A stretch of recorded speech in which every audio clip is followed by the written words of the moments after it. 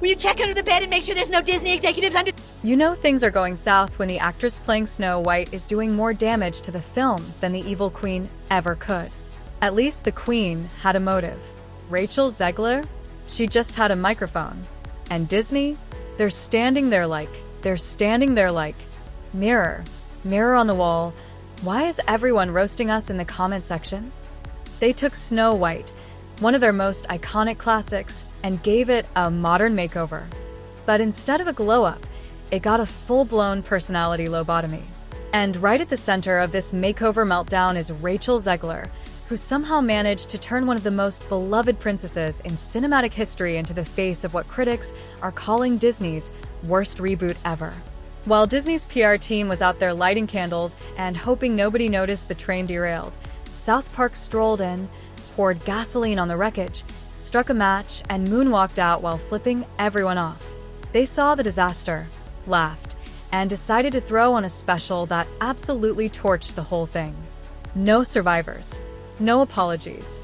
And just when you thought it couldn't get more savage, rumor has it they're doing it again in another episode. But before we get to the next roast session reportedly in the works, let's rewind a bit. This wasn't just a bad movie rollout. This was the cinematic version of walking into traffic while wearing a sign that says, "Hit me." Disney's been in a bit of a spiral lately. You know that one friend who goes through a breakup and suddenly reinvents themselves with 3 new hobbies and a ukulele? You know, the original cartoon came out in 1937, and very evidently so. There's a big focus on her love story with a guy who literally stalks her. Yeah. Weird. Super weird. So we didn't do that this time. She called the prince creepy, questioned the entire love story, and made it crystal clear she thought the original film was basically garbage. She's not going to be dreaming about true love. She's dreaming about becoming the leader she knows she can be. Cartoon was made 85 years ago, and therefore it's extremely dated when it comes to the ideas of women being in roles of power. Imagine landing the role of an iconic legacy character, then turning around and trashing the legacy. It's like getting cast as Spider-Man and going, honestly, webs are dumb. Rachel pitched the remake as a feminist retelling, which could have worked if it didn't come with the energy of someone forced into a group project they secretly think is beneath them. The romance? Axed entirely. The prince? Reduced to a glorified background prop. And the 7 dwarfs? Replaced with a bizarre group of diverse adventurers who looked like they stumbled out of a rejected Netflix pilot. Fans weren't exactly applauding. The internet response? A tidal wave of confusion, frustration, and meme-fueled chaos. And one question kept echoing louder and louder. If you hate everything about the original, why are you remaking it? But things didn't just stay messy. They went full-blown catastrophic when South Park dropped their Joining the Panderverse special. They didn't just roast Disney, they absolutely dismantled the company's entire modern storytelling playbook. And they did it with that classic South Park flavor. Deadpan, fearless, and way funnier than it had any right to be. The special went straight for the jugular, calling out what they dubbed lazy diversity. When studios swap out characters, pat themselves on the back, and call it progress without bothering to actually write a good story. With all your favorite South Park characters. There's Cartman, I had explosive diarrhea all night. Stan, Dude, school is going to be so awesome today. Butters, Oh, hamburgers. and oh my god, they killed Kenny. I like big... What? How does this even make any sense? It makes perfect sense. I think the problem is you. Characters were reimagined into over-the-top, hyper-stereotyped versions of representation, loudly complaining about the patriarchy while existing in plots with 0 emotional depth. And guess what? Audiences got the joke because they'd seen it before. Snow White wasn't the only example, just the easiest target.